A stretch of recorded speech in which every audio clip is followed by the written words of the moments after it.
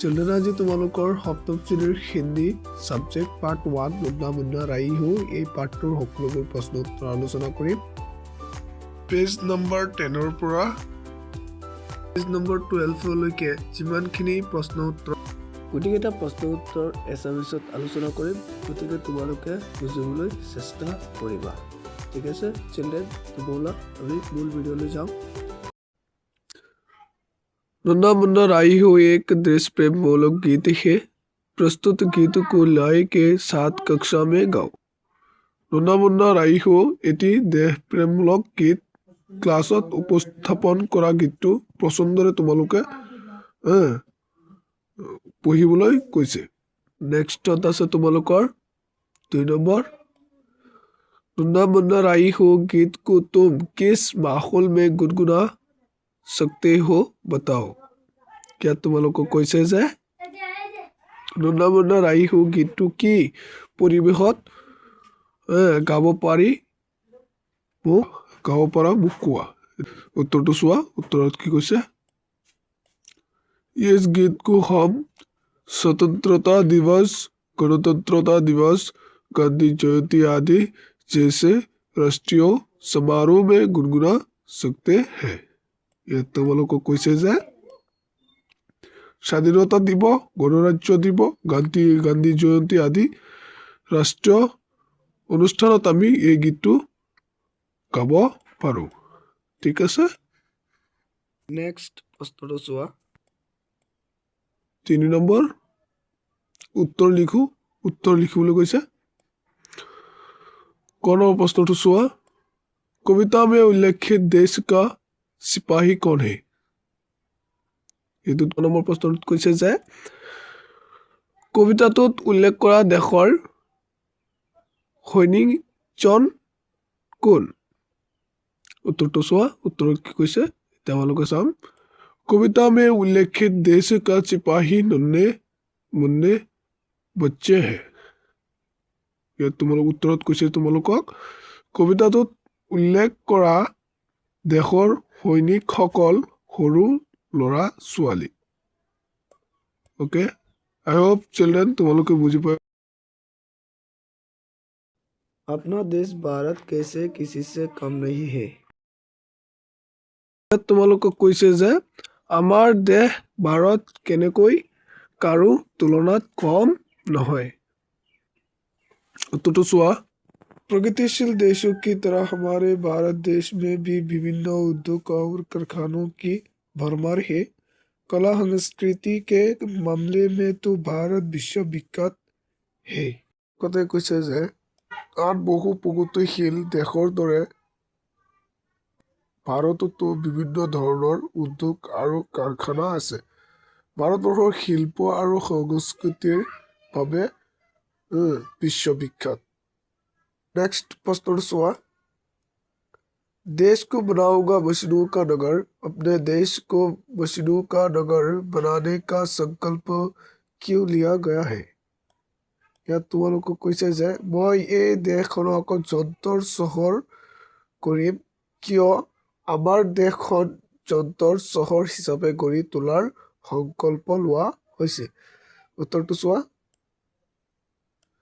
दूसरे प्रगतिशील देशों की तरह हमारा भारत देश भी उनकी बराबरी कर सके, इस कारण मशीनों का नगर बनाने का संकल्प लिया गया है।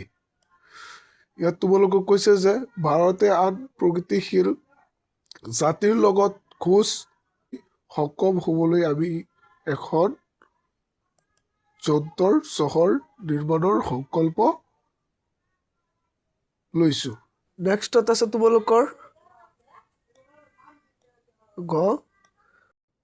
भारत के अलावा हमारे देश को और किन किन नामों से जाना जाता है। ইয়াত তোমালোকক কৈছে যে ভাৰতৰ বাহিৰে আমাৰ দেশখন আৰু কি কি নামেৰে জনা যায়। उत्तरটো চোৱা। भारत के अलावा हमारे देश को हिंदुस्तान, इंडिया, भारतवर्ष आदि नामों से जाना जाता है। ভাৰতৰ বাহিৰে আমাৰ দেশখন হিন্দুস্তান, ইণ্ডিয়া, ভাৰতবৰ্ষ আদি নামেৰে জনা যায়।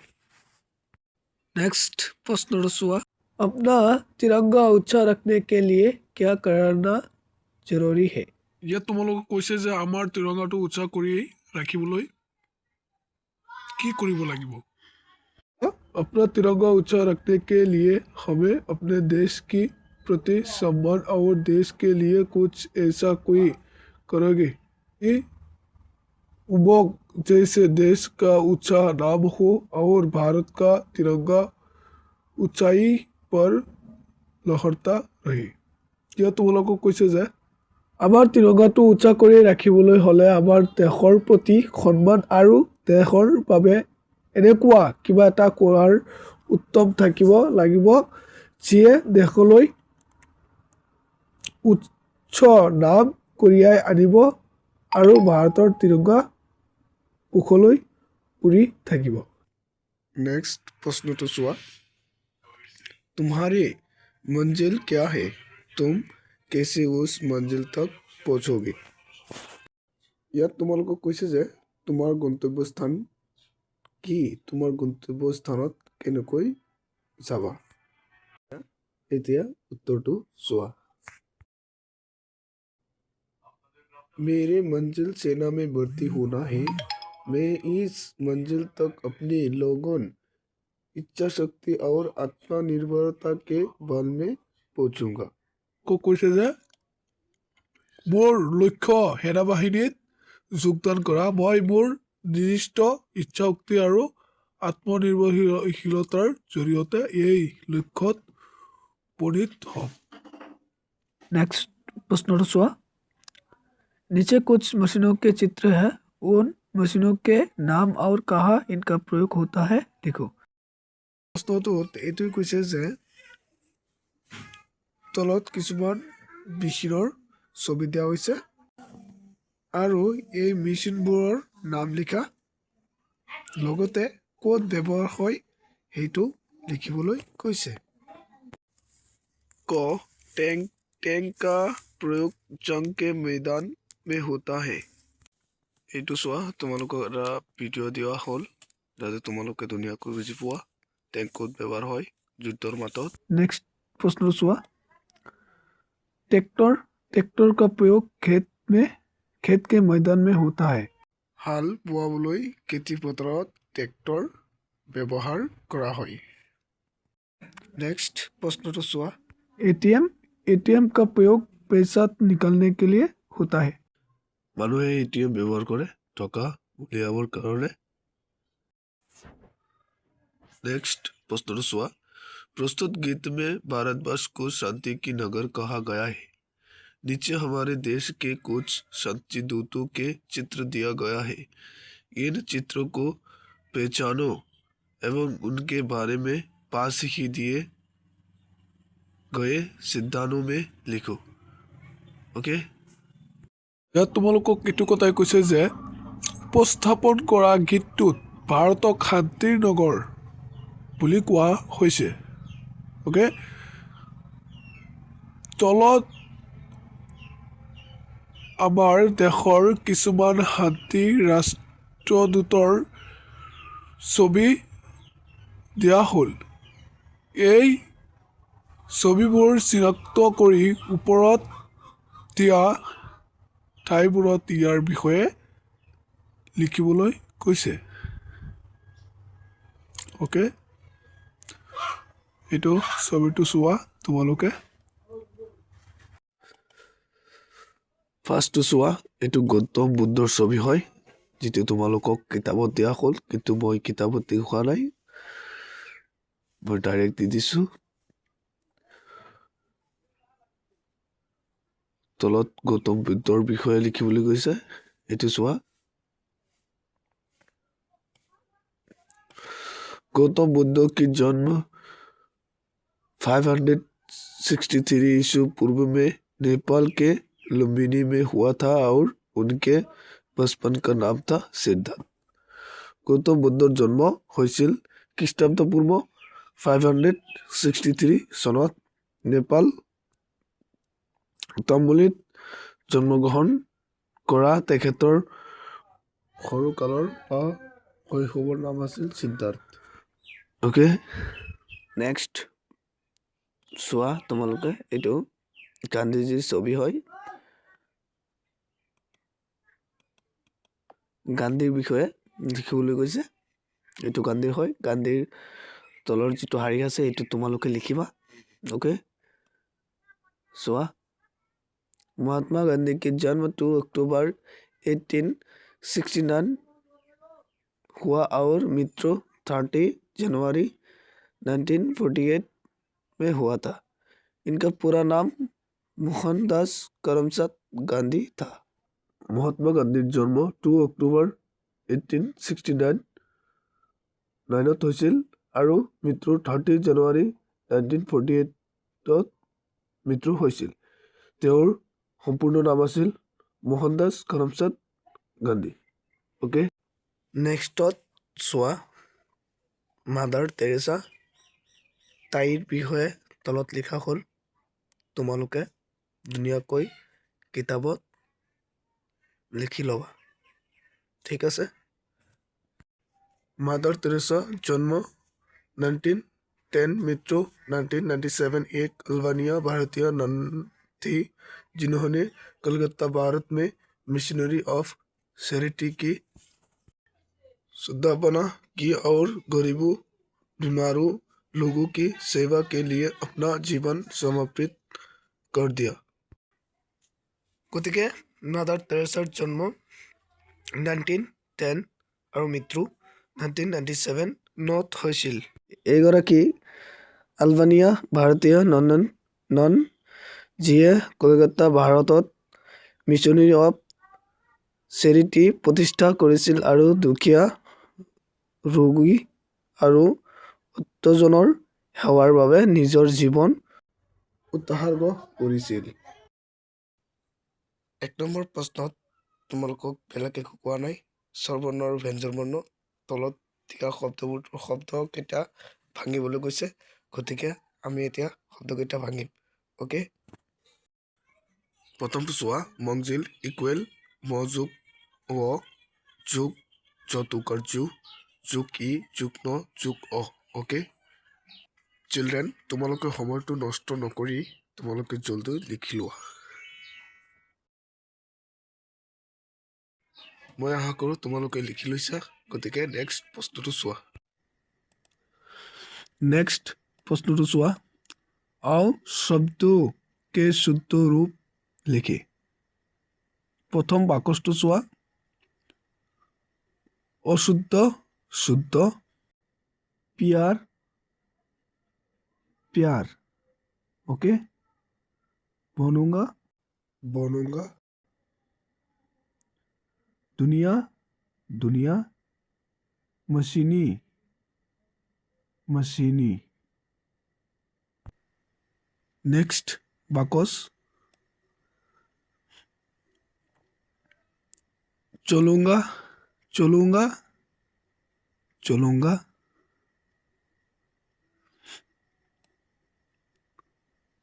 पाएंगे पाएंगे, पापी पापी, गिरने गिरने। ओके चिल्ड्रेन, এতিয়া আমি নেক্সট প্ৰশ্নলৈ আগবাঢ়ো। चिल्ड्रेन नेक्स्ट प्रश्न चुआ, स्वर और व्यंजन वर्णों को चार्ट कर निर्धारित जगहों में लिखो। स्वर वर्ण और व्यंजन वर्ण তোমালোকে 6ত পঢ়ি আহিছা, ঠিক আছে। গতিকে তোমালোকে আকৌ এবাৰ চাই লোৱা স্বৰ বৰ্ণ আৰু ব্যঞ্জন বৰ্ণ, তেনেহ'লে তোমালোকে লিখিবলৈ আৰু বুজিবলৈ সহজ হ'ব। স্বৰ বৰ্ণ আৰু এইটো ব্যঞ্জন বৰ্ণ। ओके চিলড্ৰেন চোৱা, অৰ পৰা অং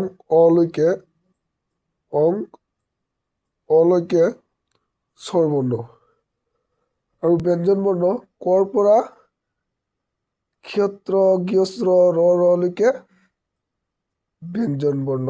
ओके এতিয়া তোমালোকে বুজি পাইছা, ব'লা এতিয়া আমি এই স্বৰ বৰ্ণ আৰু ব্যঞ্জন বৰ্ণ তোমালোকে বুজি পাইছা,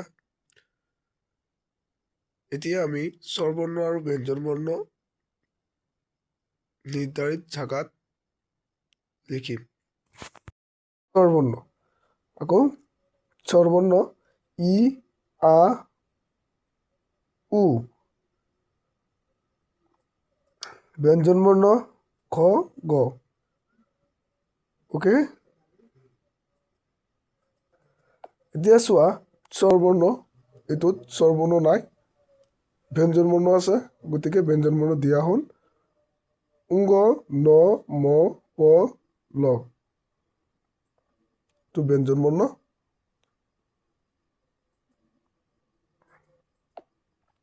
আকৌ আহিল স্বৰবৰ্ণ। স্বৰবৰ্ণত এ, উ, এ। অ'কে, এইটো তোমালোকৰ স্বৰবৰ্ণ। ব্যঞ্জন বৰ্ণ চ, জ।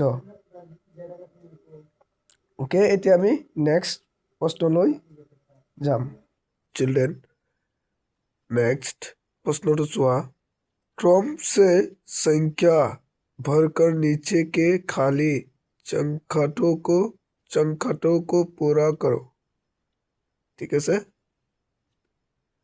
ইয়াত তোমালোকক কৈছে যে তলৰ খালী বাকচ কেইটা সংখ্যাৰে ভৰিবলৈ কৈছে। গতিকে ইয়াত ভৰা আছে, তোমালোকে চাই চাই লিখি লোৱা। 1, 2, 3, 4, 5, 6, 7, 8, 9, 10, 11, 12, 13, 14, 15, 16, 17, 18, 19, 20।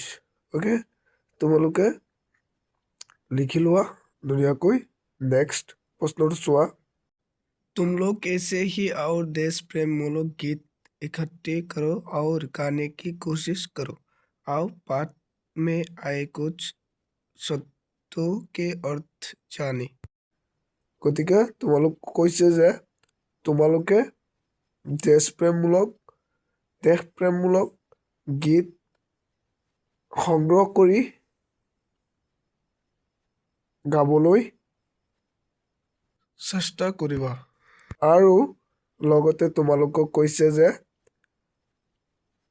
পাঠত অহা শব্দকেইটাৰ অৰ্থ এতিয়া আমি জানিম। গতিকে শব্দ অৰ্থ, आँखों का तारा बहुत प्यारा, चलन,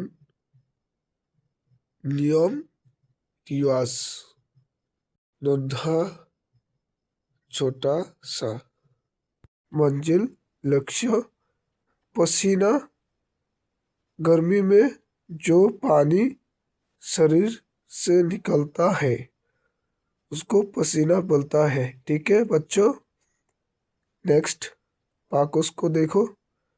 शब्द अर्थ, परसम संग डा, लहराएगे, वहां के सुकू,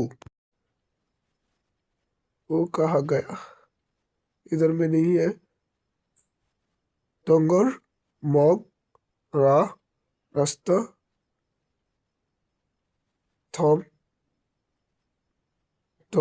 डरना, रुक जाना। ओके, आई होप चिल्ड्रेन तुम्हारे बुझी पाइसा। चिल्ड्रेन তোমালোকৰ বন্ধু বান্ধৱ সকলৰ ওচৰত ভিডিঅ'টো শ্বেয়াৰ কৰি দিবা আৰু ভিডিঅ'টোত এটা লাইক কৰি চেনেলটো ছাবস্ক্ৰাইব কৰি কাষত থকা বেল আইকনটো প্ৰেছ কৰি দিবা যাতে নতুন নতুন আপডেট আগতীয়াকৈ পাই থাকা। আৰু কি ছাবজেক্টৰ ভিডিঅ' লাগে, কোনটো পাঠৰ ভিডিঅ' লাগে তোমালোকে কমেণ্ট কৰি জনাবা। Okay, bye bye.